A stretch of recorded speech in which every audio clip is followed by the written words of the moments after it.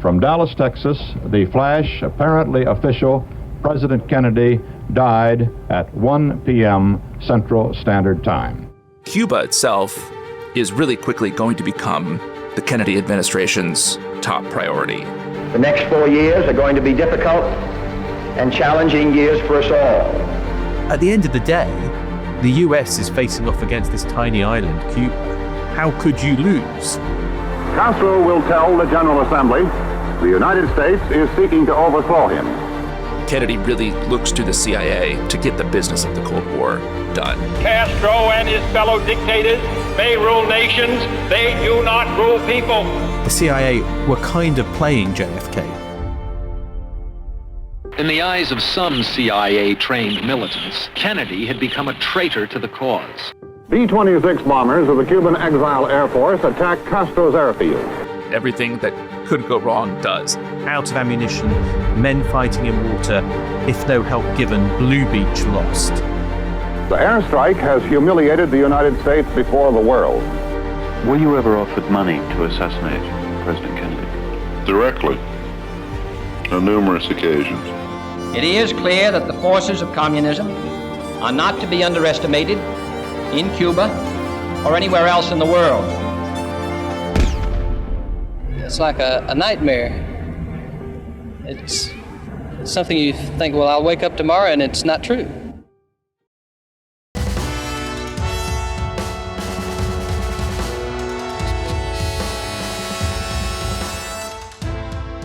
Can you see it, Dominic? It's our future. Cuba. 90 miles away, no goddamn Justice Department, no FBI. That was the past. Don't give up on Cuba, not yet. Why not? Because we haven't given up. The CIA wants change in Cuba as much as you do. No, we have different agendas. But we have the same goal, and we have the same resources. Intelligence. The only thing we don't have is a way to get inside. Anyone can get inside Cuba. Smugglers do it all the time. That's not what I mean. Look, we want to restore order there. We've funded dissidents, staged invasions, but none of those things are working. It's time for a new approach. No more big operations this time. Just one man, inside, close to the government, someone the Cubans feel they can trust. And what's this someone gonna do? Kill Castro. Bring back the president. We're trying to protect this country from communists, Dominic. You could be part of that. Well, welcome to The Rest is Classified. I'm Gordon Carrera. And I'm David McCloskey. And that was not just a random bit of conversation you happened to drop into between me and David, but a bit of dialogue from the legendary scene in The Godfather Part 2.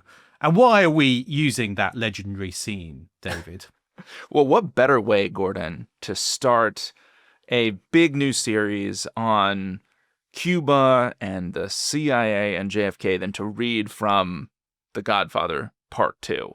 That legendary scene where Henry Mitchell and Hyman Roth and Dominic Corleone are talking about getting back into business in Cuba in the years after Castro took power, and all of these mobsters have been shoved out of Havana, lost all their money, and they're trying to get back in, and they're finding that they have an overlapping interest with the United States government and with the Central Intelligence Agency to stick it to Fidel Castro. So that's why we're reading it up front, Gordon. It sets the tone for this whole series about this insane chapter in the agency's history, and really a moment, I guess, in the Cold War where an island off the coast of Florida was the center of world affairs. That's right. Insane is the word, I think. It's an insane story, and I think it's almost driven America insane in the decades since, because we're looking in this 6-part series really at the relationship between the CIA and JFK, but through the lens of Cuba,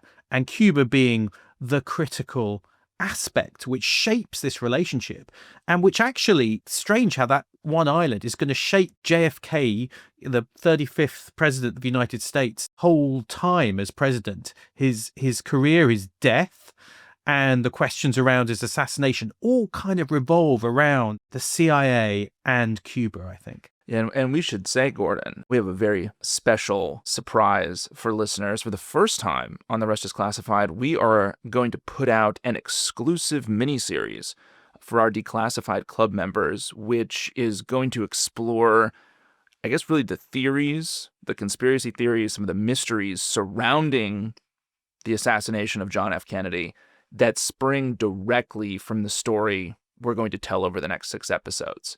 And so we should say, if you want to listen to that exclusive miniseries, make sure you're signed up for the club at therestisclassified.com to get access to those episodes when they go live, because the story we're going to lay out over the next 6 episodes is going to raise some questions about whether the Cubans, whether the mob, whether, God forbid, Gordon, the Central Intelligence Agency may have had motive to kill John F. Kennedy. And we're going to look at each of those theories in that exclusive miniseries for our club members. I mean, that's right. It's a story about covert action. It's a story about the relationship between presidents and the CIA. It's a story about political assassination and murder. And yes, the theories of whether different parties could have had motive to kill President Kennedy. And I mean, I have to say, when we started researching this, David, I felt like I was a pretty kind of skeptical, rational journalist. And then you've sent me down some rabbit holes. You've lost your mind. You've become I've lost my mind. No, I'm going to be honest. I've been to the grassy knoll basically now, at least in my mind, and starting to at least now understand and can see why people think not just the mob, not just Castro, but yes, even your beloved CIA could have come to hate President Kennedy so much they might have wanted to do something about it. And that surprised me. But maybe I'm not wearing a tinfoil hat. But maybe you will be soon. Maybe you I will might be soon, Gordon. I might be there soon. I'm on the way. We're going to talk about a story from the late 1950s and early 1960s, right up until the point where John F. Kennedy is assassinated in Dallas. And that time period, 60 plus years later, has incredible resonance today. I mean, there was a Gallup poll done just a few years ago in the States showing that fully 65% of Americans believe that others besides Lee Harvey Oswald were involved in the assassination of President Kennedy, right? And that number is actually down from a peak of, around 80% after Oliver Stone's movie JFK comes out in the early 1990s. Which I've been watching. Which you've been watching as you feast on these conspiracies. And you mentioned the CIA, Gordon. When respondents to that poll are asked, the number one cited sort of co-conspirator with Oswald is the federal government, unspecified. That's about 20%. And then the CIA at 16%, right? And then another 11% think the mafia or organized crime was responsible. So this idea that this story has really set much of the American public against the official narrative espoused by the Warren Commission and really the U.S. government about what happened in the Kennedy assassination, it is alive and well today. Yeah, and I think what's so interesting about it is it's not just alive as a theory, but it has shaped American political culture. Because I think if you want to understand all the talk now about the deep state and what that deep state might be capable of, so much of it has its roots in the discussion of the Kennedy assassination and what might or might not have happened then. So much of the talk about what the CIA could do is shaped by what's come out through the stories related to JFK. And we had some document releases just in the last few months from the Trump administration. And of course, also depressingly, some of the stories about political assassination. We're speaking in the wake of the shooting of Charlie Kirk. Political murder is also in the news, which is at the heart of this series.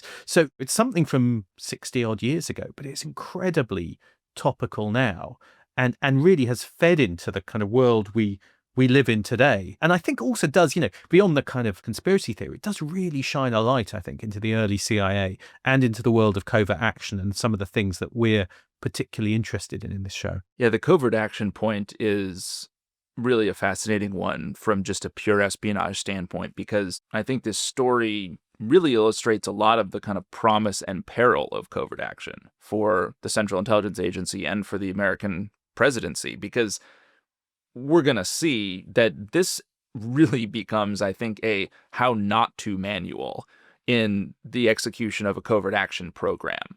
And, one of the fascinating things for me in just digging into this has been there's kind of an official narrative, and we'll explore this as the series goes on, that Bay of Pigs, this covert action program to overthrow Castro, was kind of foisted on John F. Kennedy. But we'll see here that there's incredible connection between the Kennedy White House, the Eisenhower White House, and this program to overthrow Castro. So far from being a kind of unofficial or rogue effort by the Central Intelligence Agency, this is going to be a case study in how the collaboration between the White House and the CIA can go terribly wrong on a covert action program. It made me think, Gordon, in some respects, of Syria and the covert action experience in Syria in the early years of its civil war, and just how the parallels, I mean, those two events are separated by 50 years.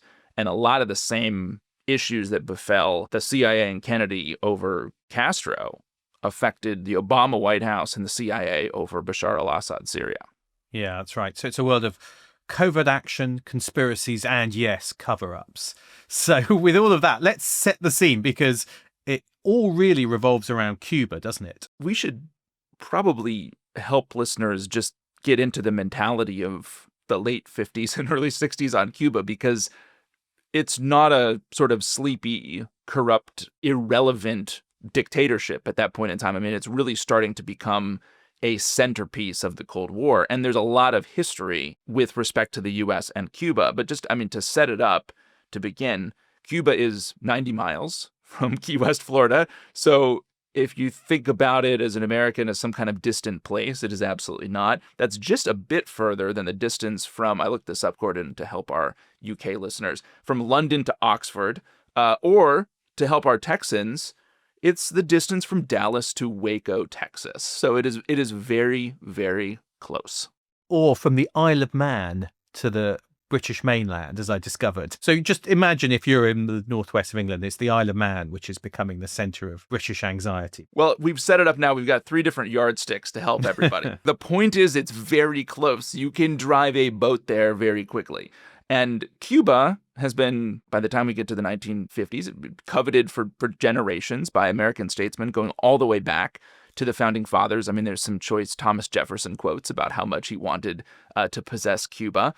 And there is a sordid history of American domination of the island. In 1898, President William McKinley, of course, famously sent American troops to Cuba to help rebels overthrow Spanish control. Those troops were not withdrawn, and then afterward, McKinley named an American military governor. A few years later, actually in 1903, something called the Platt Amendment granted Cuba limited self-rule, but it gave the U.S. a significant number of sort of powers and rights over Cuba in exchange for withdrawing most of those troops.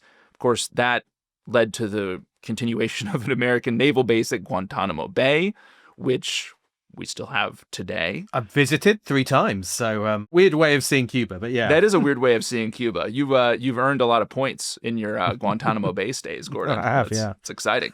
Now, at Cuba, I think we could almost think of it for much of the 20th century as almost a colony of the United States. The extent of sort of U.S. influence and control is very significant. And the U.S. landed troops on the island whenever Washington perceived its interests as being threatened, and that happened again in 1906, 1912, and 1917. There's also an American corporate stranglehold over the Cuban economy, with American conglomerates and businesses owning most of Cuba's sugar plantations, being heavily invested in oil, railroads, utilities, mining, cattle ranching. 80% of Cuban utilities were owned by Americans, 40% of the sugar industry is American-owned, and 80% of Cuban imports came from the U.S. And prior to Castro, I know there was a period in the 30s and 40s of a tremendous amount of political instability in Havana. And coming out of this was effectively a dictatorship run by a man named Fulgencio Batista. He was probably the most important figure in Cuban politics in the 30s and 40s, but he becomes the kind of unquestioned dictator of Cuba in 1952. He is U.S.-backed Cold War strongman out of central casting who is not a communist, but also exceptionally brutal and fabulously corrupt. He's pocketed maybe $300 million. Big mustache? I don't know if the mustache game was exactly what you're expecting, Gordon. The pictures I've seen, he's not very well mustachioed. Okay, but okay. Those could be dated photos. By the 50s, he could have been rocking a strong mustache he's not. game. Yeah, it doesn't look it actually when you look at it. Quite clean shaven, but yeah. So Fulgencio Batista is running Cuba through most of the 50s. He's pocketing a tremendous amount of money from a feature of Cuban life in the 50s that is going to play a really important role in this story, which is the mob. The mob. The Batista regime has struck a deal with the American mob, hence our reading from The Godfather Part 2 to start this episode. The Hyman Roth character in The Godfather Part 2 is based on a real-life mobster named Meyer Lansky, who was one of the controlling mobsters in Havana in the 1950s. And that scene that we read from is also based on a real incident which took place in Havana, and it was this kind of big meeting between American mobsters to establish criminal operations in Cuba and a partnership with the Batista government. So all of that stuff from The Godfather Part 2 is essentially just a documentary. Because it is a kind of playground for Americans in terms of kind of casinos and gambling. And it's a kind of playground for the mob, isn't it? You have this vision of this kind of decadent Cuba and decadent, particularly Havana in the 50s, in which it is pretty wild and in which the mob has got pretty free reign in some ways. I mean, the essence of the arrangement that struck between the Batista regime and the mob is that the government grants the mobsters the right to build casinos and hotels, and then the Batista regime sets up kind of development institutions and financial institutions which are financed by profits from the casinos. So it's a symbiotic relationship between the regime and the mob. It's also a sort of playground for the mob in the sense that it's a bit of a free-for-all, right? It's the American mob that can kind of come down out of Chicago, New York, Vegas, and set up a new operation. So it's new turf for the mob, right? It's an expansion of their operations. And you're right, Gordon. I mean, there's this sense of Havana as really, you could think about it as the actual Las Vegas of the 1950s. This is before Vegas gets big. It's a bigger operation for the mob than Vegas in the 1950s. And there's a wonderful book on this period in Havana called Havana Nocturne by T.J. English, which is all about the mob, the Batista regime, the building revolution in the countryside. And the picture of Havana at this time is insane. I mean, again, the casinos are bigger than Vegas. There are nightclubs that are sort of set in the jungle outside of Havana. It's an entertainment destination for Americans in particular, but also Europeans. It's got this fantastic nightclub scene. The nightclubs have huge orchestras. The mambo dance craze comes out of this period in Havana. Becky at that point suggested I start singing Mambo No. 5, which I'm not going to do because it would immediately end any chance of anyone listening to the rest of this podcast. That's right. It would really tank our downloads, Gordon. So I'm glad you've Let's not do that. from doing that. Now, travel agents in this period sell a very similar vibe to what we think of Las Vegas as today, which is in the 50s, what happened in Havana stayed in Havana. Prostitution is widespread. There's lots of sex shows, private clubs and brothels. It is a very active sexual marketplace. And you recall, Gordon, that scene, there's another sort of famous Havana scene in The Godfather Part 2, when Michael and company go to this theater and see a fairly insane live sex show. And that is actually based on something that happened frequently at the Shanghai Theater in Havana, which in the 50s had been converted into a live sex emporium. The scene is actually based off of a performer who worked at this theater. His name was Superman, and he was very well known in Havana in the 1950s. I don't know why he was called Superman, Gordon. So was it because he was a mild-mannered reporter called Clark Kent by the day? Yeah, exactly. He was a reporter by day, journalist by day. That's a good point. Yeah, and he just put glasses on during the day and then wear his maybe he just wore his underpants on the outside like Superman does. Outside, I think some tights. He was definitely wearing underpants for all of his shows. Celebrities wanted to be seen in Havana. Marlon Brando was a frequent visitor. Errol Flynn. Hemingway was kind of a local mascot in this era. He's living in Havana. Sinatra's there. JFK went in the 1950s because people went there. Americans went there. It was very common. And Batista is firmly on side in the Cold War, right? So Cuba's friendly. It's a playground. You have fun there. But all of this, as seen by ordinary Cubans, a little bit less fun. So I think this kind of wild, kind of garish nightlife is seen in some quarters in Cuba as Yankee exploitation. There is grievance, a lot of grievance building throughout the 1950s against the Batista regime. And throughout that decade, Cuba becomes a kind of tinderbox for what will eventually become Castro's revolution. We've got a U.S.-backed dictator in charge, a man who's going to end up suspending the Cuban Constitution, dissolving Congress, really violently suppressing political opposition. Batista's being financed by mobsters and has turned Havana into this kind of sinful destination for predatory Yankees from the north. Also of note, the Cuban economy in this period not doing so well for ordinary Cubans. The price of sugar falls pretty precipitously in the 1950s. So you have this kind of point in time also geopolitically where you have nationalist kind of post-colonial movements that are erupting all over the world, gaining momentum. And from this tinderbox is going to come Castro and his revolution. So a country ripe for revolution and Castro on the horizon. At that moment, let's take a break and we'll come back and we'll see how revolution comes to Cuba and what that means for the CIA.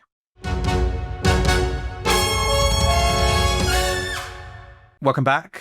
We've set the scene of Cuba just off the coast of the United States, a decadent place, ripe for revolution. And here comes the man, Fidel Castro, who is going to deliver that revolution and really become a thorn in the side of Washington, isn't he, David? Well, he is, and it's I think probably helpful to set up Castro a bit because he is going to be one of the central characters in this story, and in many ways, his fate and the fate of John F. Kennedy are going to be tied together in a very kind of interesting and bizarre way. So he's an important guy to set up here. So Castro, born in 1926, 1927 in some reports, he is the illegitimate son of a wealthy landowner in eastern Cuba, and it is a remote region of the island that's dominated by two sugar mills that are owned by the United Fruit Company, which is a gigantic American conglomerate and kind of a symbol of that corporate dominance that we were talking about, Gordon, that American companies have over Cuba in this period. So I think for Castro, even just growing up, he is quite literally in the shadow of Yankee imperial domination of his island. Castro studies at Havana University. He earns a law degree. And in this period in 1940s Havana, it is, as I mentioned earlier, a very tumultuous kind of political period in Cuban history. Castro really immerses himself in radical politics in this period of time. While he's at university, most likely he comes into contact with the writings of a lot of nationalist professors who believe that Cuba's destiny has been thwarted by the United States. One thing, and I think we're going to come back to this, but I think it is worth saying, and it surprised me researching it, is that he's primarily a nationalist at this point, isn't he? Rather than a communist. He's a kind of anti-imperialist. It seems to be his primary motivation from the start. There's been a lot of ink spilled about when Castro becomes a communist in ideology and spirit.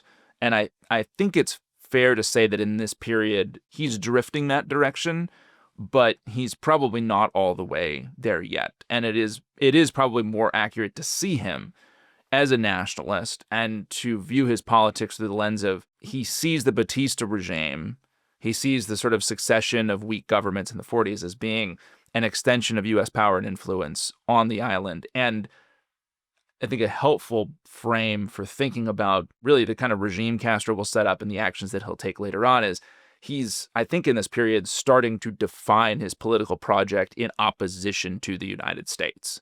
Not necessarily as a, card-carrying communist, although he's certainly drifting toward Marxism, but as someone who is seeking to oppose the will of the United States on the island of Cuba. By the way, he earns that Doctor of Laws degree, which will lead to him having the Dr. Castro honorific that he'll carry with him for the rest of his life. Castro, as we said, he is a student radical in his time in Havana at university. He leads student protests. He even takes part in an invasion of the Dominican Republic that unsuccessfully attempts to oust its U.S.-backed dictator. And in 1952, Gordon, Castro runs for Congress, but the election that year is canceled because this is the year when Batista really fully takes power in a coup. Castro initially appeals the legality of canceling that election, but that, of course, doesn't go anywhere, and soon he drifts into military opposition to the regime. So in the summer of 1953, the young Castro leads an attack on a Cuban army barracks. It fails. He's sentenced to 15 years in prison, but in a massive and world-changing mistake, Batista will release Fidel Castro early after serving just 2 years. And at this point, Batista thinks, well, the rebels' energy is kind of spent. Batista's under pressure, to some degree even from Washington, to show that he's not really a bloodthirsty dictator. And so Fidel goes out of prison in an amnesty after the 1954 presidential election in Cuba, and he goes to exile in Mexico City, where he meets this other kind of great iconic figure of what will become 60s radicalism, Che Guevara, who is perhaps a bit more of a Marxist revolutionary. So they're kind of similar, but not quite the same. Che, famous for being pictured on student walls and student T-shirts. He's not just a guy from T-shirts. He's a real he's guy. A real person in this story who helps Castro. Yes. And I think, Che in this period, of course, is a Marxist. I think, again, Castro's ideology a bit harder to pin down, but certainly drifting that direction. And in Mexico City, they join forces and raise funds to support a return and another attack on Batista in Cuba. And in December of 1956, Castro, his brother Raul, Che, and 79 others sail across the Gulf of America, Gordon. They land in Cuba, and Batista claims that basically all the rebels, including Fidel, are killed. But, of course, they're not. Fidel escapes the net, and between 1956 and 1958, essentially, Fidel's forces prosecute a kind of guerrilla war and insurgency across mostly the rural parts of Cuba, and it slowly, over time, begins to encircle Batista in Havana. Which I think the fact that this group of guerrillas can take the country, and they take it, by New Year's Eve 1958, Batista's gone. It's amazing in a way, but it's also a sign perhaps of just how unpopular Batista's regime was and how much people wanted change, and how Castro and Che were kind of offering this vision of change. So it means that, remarkably, it's a guerrilla movement which succeeds in taking the country. Yeah, and something to set up in terms of Fidel's personality is he is remarkably charismatic. He is a force of nature. He is a gifted orator and somebody that people want to follow. And he's sort of got the wind at his backs of all of these problems that the Batista regime is facing, the kind of bigger geopolitical situation in the 1950s with this push toward sort of post-colonialism and the rise of nationalist movements all over the world. Castro has so much going for him in this period. And also he's going up against a brutal U.S.-backed, mob-financed regime in Havana that is not popular at all. So by 59, he is in power. But what's so interesting is he's kind of overthrown this US-backed dictator. But actually, Washington, it doesn't quite know what to make of Fidel, do they, at the start? It is not immediately the relationship of antagonism, which we now think of. That there is this period where inside the CIA itself, but also across Washington, there are some people who actually think maybe this is the kind of new tide of nationalism, anti-colonialism, which some people in Washington kind of are quite sympathetic to, kind of sweeping parts of the world. Maybe this is someone who's going to bring positive change to Cuba. There's definitely a tension, isn't there, in those early days about how to see him. So CIA thinks at this point, well, maybe we should get in contact with Castro. He might actually establish a more representative democratic government in Cuba. That was something that was on the table in those kind of early months in 1959 as Castro is taking power. Now, what also becomes, I think, a very common assessment in Washington, and it's enforced by some of the actions Castro takes early in his tenure, is that Fidel is erratic, tyrannical, and bloodthirsty, right? He orders the execution pretty much right after taking Havana of more than 500 Batista supporters who are shot. Can't have a revolution without firing squads, as Lenin would say. Right. And so at this point, you have maybe some hope that the U.S. can work with Castro, and also a sense that, well, this is not going to be a particularly peaceful takeover. Now, Castro actually he comes to the U.S., he visits New York in the spring of 1959 at the invitation of the American Society of Newspaper Editors. And it's a wild trip, Gordon. Castro is generally quite amiable. He's greeted by well-wishers everywhere. He meets a raft of very senior U.S. officials, the acting Secretary of State. He spends 2.5 hours with then Vice President Richard Nixon. He shakes Jackie Robinson's hand. Jackie Robinson, of course, famous for breaking the color barrier and being the first African-American to play Major League Baseball. Fidel Castro, plays with school kids. He's kind of embraced by elements of American society and certainly by the kind of growing American counterculture at that point in time. There's a great picture of someone carrying a placard in New York as Fidel is visiting that said, "Man, like us cats dig Fidel the most. He knows what's hip and bugs the squares." That's essentially a 1950s version of a Che Guevara t-shirt at that point. I barely understand it, but I think I know what you mean. He's cool. And He's the Fidel cool. beards Fidel's become cool. a thing. People are trying to imitate them. He's this kind of, cool revolutionary younger generational figure, isn't he? That's right. Spring of 1959, if you were looking for a great party gift to give someone, you might have given them a costume Fidel beard made from treated dog or fox hair. That was a common novelty item in America that spring. And all of this kind of builds to this idea that at this stage, you could maybe look the other way on all those executions that Castro has undertaken in Havana and believe that even though Castro's government is, in fact, peppered with communists and Marxists, maybe he himself is not. And he's asked this question constantly on the trip to New York. Are you a communist, Dr. Castro? Are you a communist? And he says he's not. He refutes the idea that he's a card-carrying communist. And that really, though, in this moment in the Cold War, that is the existential question for the American establishment is Fidel Castro a communist? And Gordon, a CIA officer meets Castro during this trip and actually sits down with him face-to-face in Washington and comes away convinced that Castro's not a communist, but instead perhaps a new spiritual leader of Latin American democratic and anti-dictator forces. So, brilliant piece of CIA analysis. Great piece of analysis. That McCloskey. That mini McCloskey failed the brief right there. Yeah, he did not get his analysis right. And well, it is true that unlike his brother Raul, Fidel has not been in the Communist Party. He doesn't yet have a relationship with the Soviet Union.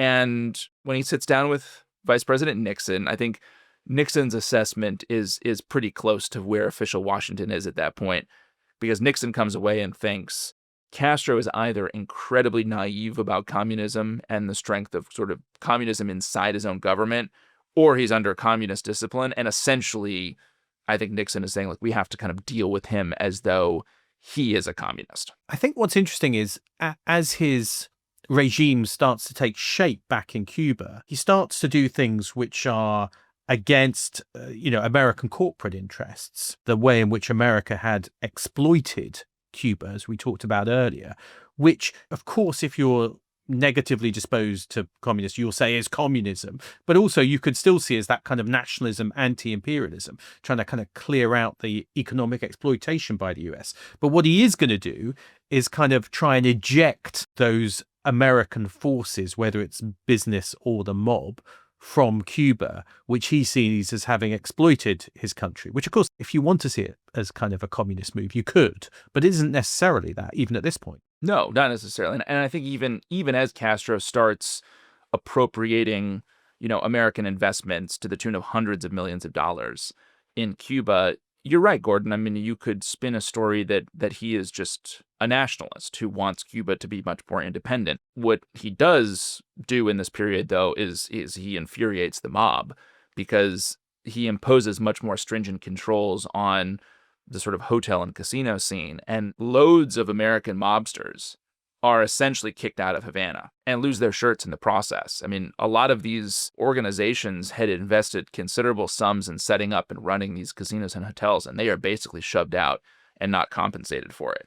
So you have a whole bunch of furious mobsters that tuck tail and go back to Miami or Chicago or New York with a real beef against Fidel Castro. And Castro, I mean, to your point on sort of, is he a nationalist? I mean, he pursues land reform, which, again, are you communist or are you just a Cuban nationalist?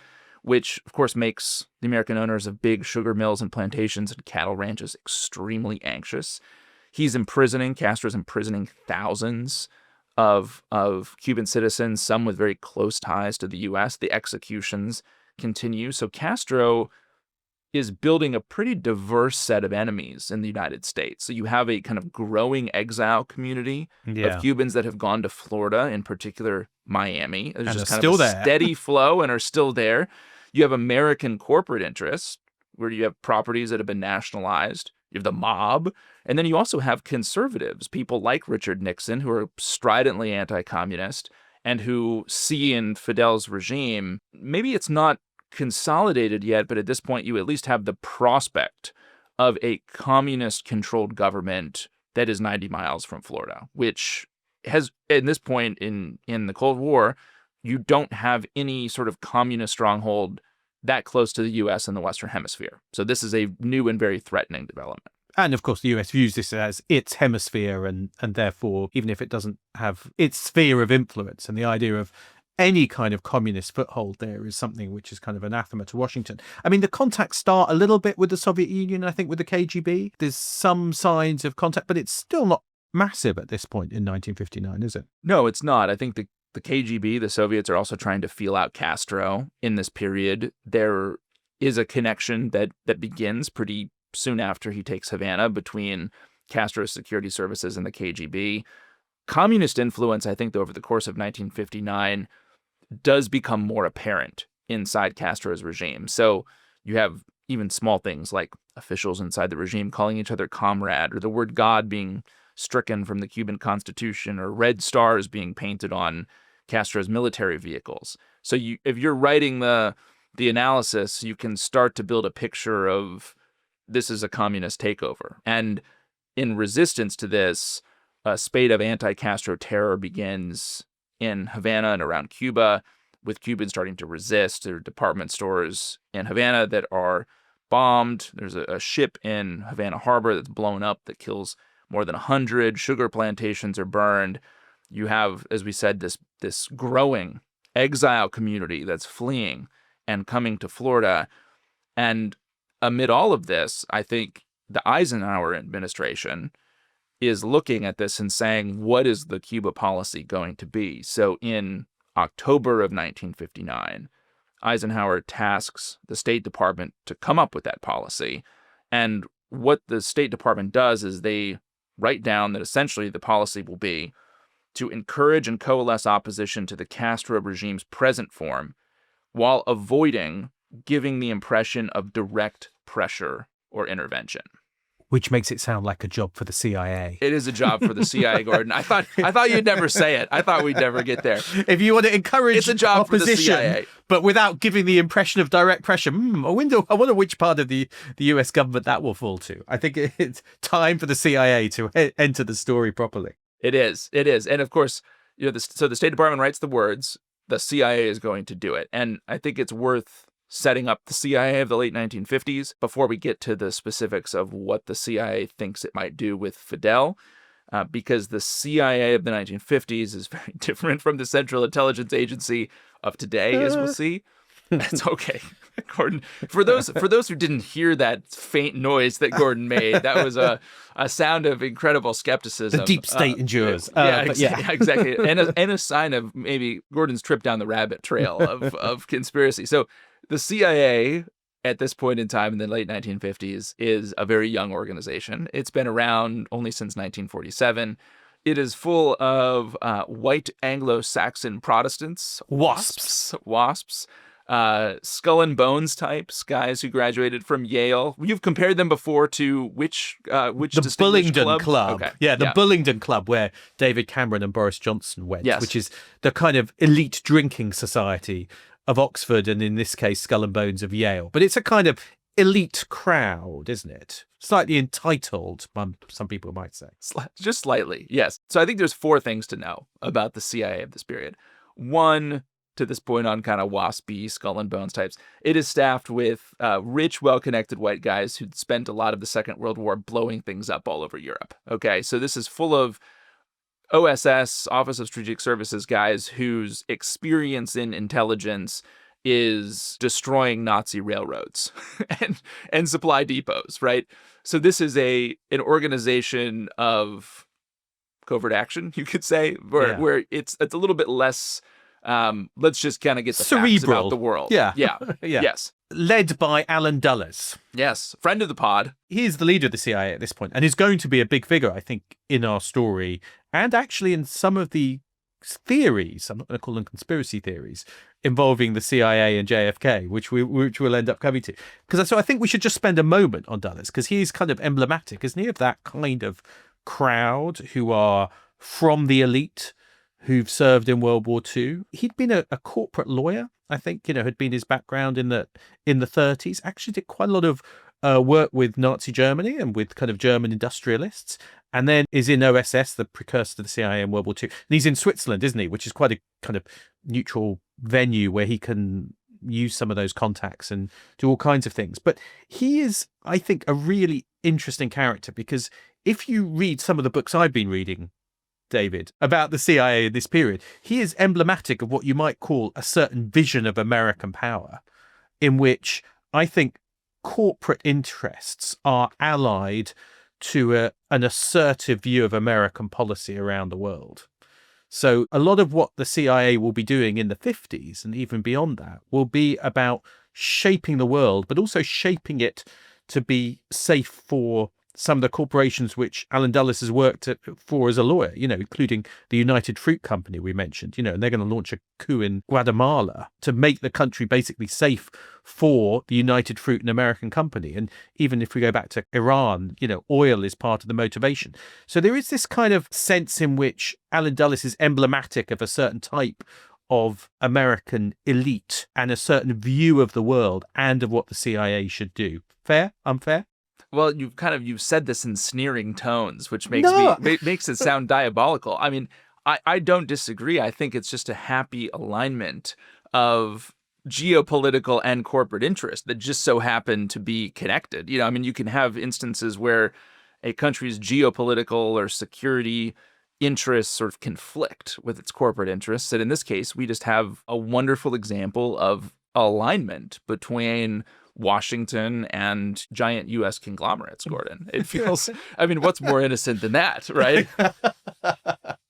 We'll let listeners make up their own minds about it. But I think Dulles is emblematic of that, of this kind of Washington elite, isn't he? And of a pretty aggressive posture for the CIA. Also worth saying that his brother, John Foster Dulles, is the Secretary of State. It is amazing. One brother is Secretary of State, and the other brother is running the CIA through the 50s under Eisenhower. It's amazing, really. It's efficient, it's keep it in the family. And then, later in the story, of course, we'll have, JFK, and then his brother RFK will be the Attorney General. So we've got distinguished brothers left and right in this story. Now, I only said, Gordon, that Alan Dulles was a friend of the pod, not because of his sort of corporate malfeasance, but because he was one of our characters in the very first episodes we did of The Rest is Classified, on what you, I think, uncharitably described as a CIA coup in Iran that Dulles was involved in. Now, Dulles, just from a character standpoint, he likes a tweed suit and a pipe. He has a remarkable libido. He's a notable philanderer. He probably has an affair with the Queen of Greece at work in his office. He does not look like a sinister spy master. He looks like a kind of grandfatherly figure, I would say. And you're right that he is a feature of the story and really an embodiment, I think, of the Central Intelligence Agency by the time we get to the Kennedy administration. We should also say, so that's point one on the agency. It's staffed with guys like Dulles.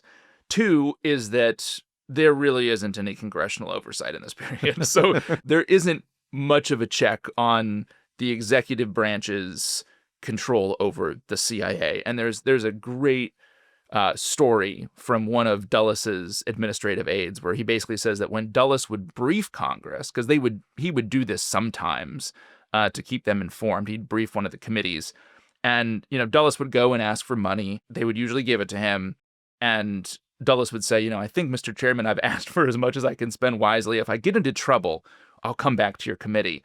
And the congressman would bang his gavel and say, meeting adjourned. And that was that. So there is a very loose congressional hand over the Central Intelligence Agency at this period. So that's 2. 3 is the CIA is charged with rolling back communist influence worldwide without triggering a third world war. And it functions in many respects as the kind of executive action arm of the White House. And a reporter once asked Dulles, what is the CIA? And he said it's the State Department for unfriendly countries. That's such a good quote.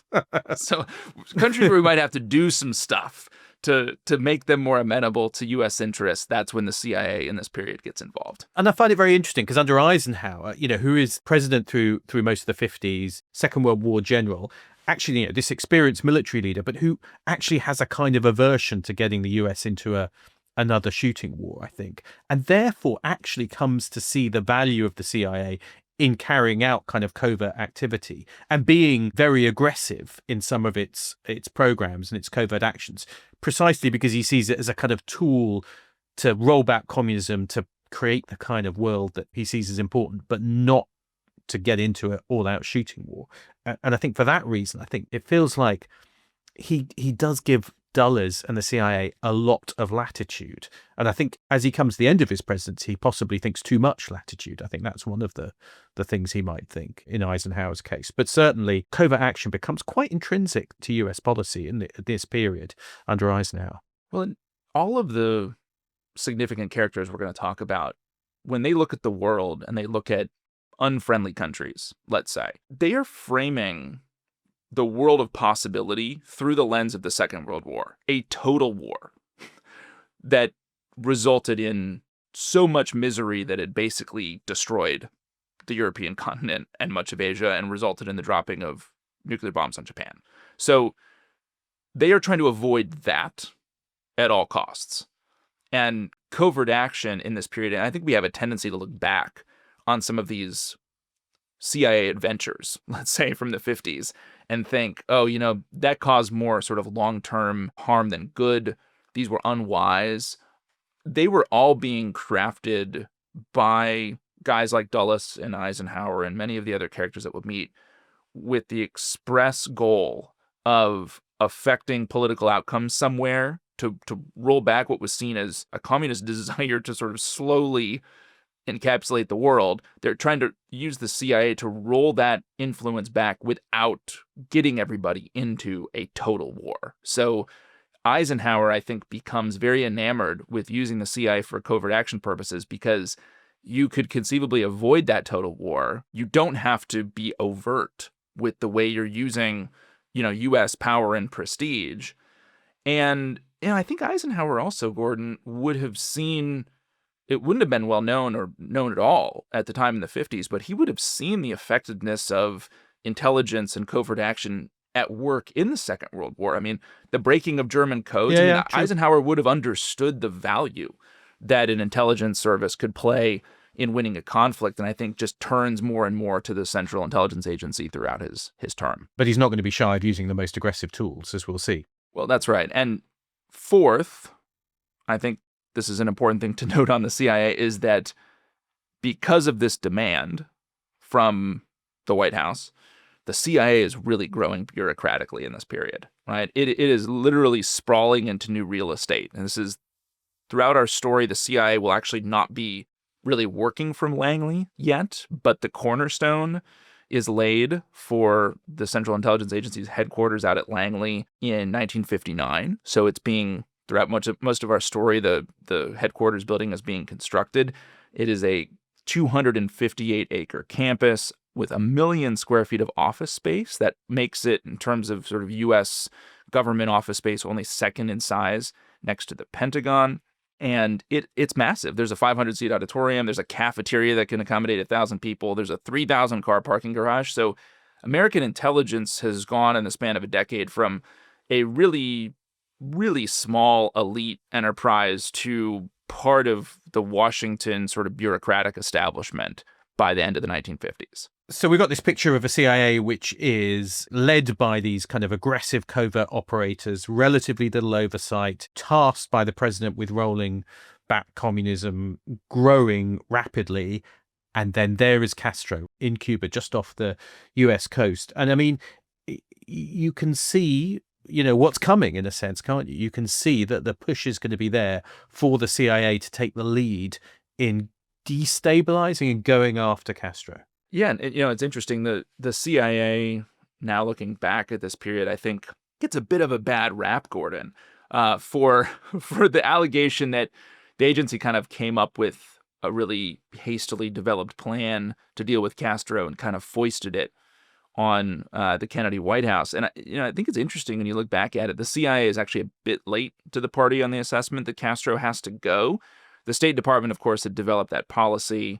And throughout 1959, though, the agency is assessing that while Castro is drifting left, he's tolerating communists rather than embracing them. So the national intelligence estimates that are produced in that period run a bit counter to the State Department's or the assumptions underlying the State Department's policy. And as late as November of 59, so after the State Department has essentially said U.S. policy is that we need to find a way to quietly push Castro out, the CIA deputy director testifies to Congress that Castro himself is not a communist. So the CIA is, I think, slowly, or maybe more slowly than some of the other arms of government, coming to terms with Castro as a communist. Now, Dulles in this period is quite old. He's in his late 60s, and he is increasingly, as we'll see, I think, disengaged from some of the day-to-day work that's going on at the Central Intelligence Agency. Much of the work on Cuba is going to fall to Dulles's deputy director for plans, Richard Bissell. Now, the deputy director for plans is essentially the equivalent of the deputy director for operations today. So it is the number one guy or girl in operations at the CIA, which at that time really meant an intense focus on covert action, right? Now, Richard Bissell is Dick to his colleagues and Dickie to his friends. And I think Dickie as a new friend of the pod, we'll refer to him as Dickie. Dickie Bissell. In these episodes. Dickie Bissell. Now, Bissell is a 1950s CIA officer out of Central Casting. He is this kind of brilliant character. He's raised in a wealthy Connecticut family. He actually grows up in Mark Twain's old house. As a boy, for one of his hobbies, and it's a hobby that will continue into his adult years, he reads railroad timetables and rate schedules for fun. Wow. And as we'll Fun see guy. him in the middle of the Cuban crisis on weekends, he will sometimes do just that from his living room in Washington, D.C. Dickie Bissell graduates from Groton and where else? Yale. He works for the Marshall Plan, where he was a deputy assistant administrator, which doesn't sound that interesting, but it meant that quite literally he controlled the flow of cash that rebuilt Europe. So Dickie Bissell basically was the purse strings for the Marshall Plan. He works for the Ford Foundation. He runs with this kind of elite Georgetown set, this group of politicians and bureaucrats and journalists that are very influential in Washington in the 1950s. And live in an area called Georgetown. Just the Georgetown area of DC. DC features people like Katharine Graham, who's the publisher of the Washington Post at the time. The elite. Yeah, the elite. Now, he also likes to sail. He's got a 54-foot sailboat that he sails off the coast of Maine. He tours in Europe. He's also got manic energy, Gordon, and I think really is the epitome of the 1950s CIA man, this kind of, PhD who could win a bar fight. He paces incessantly. He charges down hallways. When he's sitting, his hands are always moving. He's, twisting paper clips and throwing pencils. He's kind of got this bundle of nervous energy. Dickie Bissell has wound up at the CIA because he befriended Allen Dulles, and then, as we'll see, the CIA of the 50s is also a little bit loosey-goosey on how it sort of brings people into the organization's orbit, so he kind of just starts freelancing for Dulles and taking on odd projects, one of which becomes the overthrow of the Guatemalan president in 1954. I actually don't think that Dickie Bissell was a W-2 employee of the Central Intelligence Agency in this period. He was like a contractor who had been brought in by Dulles to run a covert action program in Guatemala. Yeah, to overthrow a government on behalf of a US corporation, United Fruit, basically. It's a very interesting story. We should do that one another time.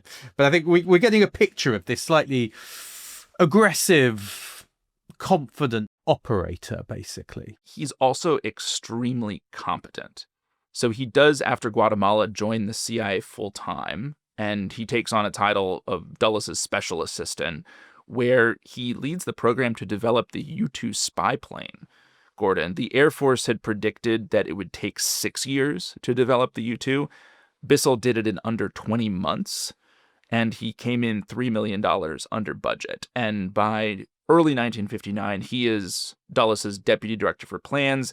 And if the story that we're going to tell had gone a different way, I think there's good reason to think he would have become the director of the Central Intelligence Agency. We should also say, I mean, Bissell is probably the most important CIA officer involved in the anti-Castro planning in the first few years of the Kennedy administration. And he is remarkably stubborn. He has a proclivity for danger as a kid. On one occasion in Yale, when he was a student, he nearly killed himself falling off of a cliff near New Haven. He falls 30 feet and then tumbles another 40, ends up tearing his collarbone from his sternum. And then when he is healed, he goes back to the same cliff again, and this time gets up to the top. He is confident. He's very persuasive in meetings, which is also going to be really important. Domineering, perhaps. Stubborn. But domineering, yes. Blind spots. And he's got real blind spots. And the man who will become JFK's national security advisor, McGeorge Bundy, and who was actually a friend of Bissell's at Yale, wrote to JFK and said, if Dick has a fault, it is that he does not look at all sides of the question. So we've got this really competent, aggressive, stubborn guy full of manic energy who is going to be essentially put in charge of the Cuba file at the CIA. And we're going to see pretty much right off the bat this kind of predilection for action that Bissell has, because on December 11th of 1959, so as the CIA is trying to figure out what to do with this policy that the State Department has handed it, Bissell sends Allen Dulles a memo suggesting that, quote, thorough consideration be given to the elimination of Fidel Castro. And then Dulles, looking at this, pencils in a correction. He strikes out elimination and replace, which I think elimination kind of suggests that you are going to kill him. So Dulles replaces it with removal. And so right away, we have this idea of assassinating Fidel bubbling up to the surface of the CIA's thinking. It's put on the back burner, but planning is going to begin in earnest to orchestrate the overthrow of Fidel Castro. So there, with plans for elimination or removal of Fidel Castro and his beard by the CIA. We're going to leave it. Next time, join us as we look at how those plans evolve and lead to what is, I think, David, one of the greatest catastrophes for the CIA with the Bay of Pigs invasion, as it's called. And we'll also look at how that in turn feeds in to the Kennedy presidency and to the questions of who really killed JFK. But of course, if you don't want to wait for that episode, you can join the Declassified Club. Go to therestisclassified.com, become a member, and we would also be remiss, Gordon, I think, if we didn't say that paired with this series on Kennedy, Cuba, and the CIA, we have a very exclusive mini-series for our club members that is going to explore sort of the connection between all of this history and the assassination of John F. Kennedy. We will also be joined in that series by a very special guest, the Mooch, Anthony Scaramucci, who is going to be with us to talk about one of those theories, which is the Mafia's connection to the assassination of John F. Kennedy. So go and join the club at therestisclassified.com. We'll see you next time. See you next time.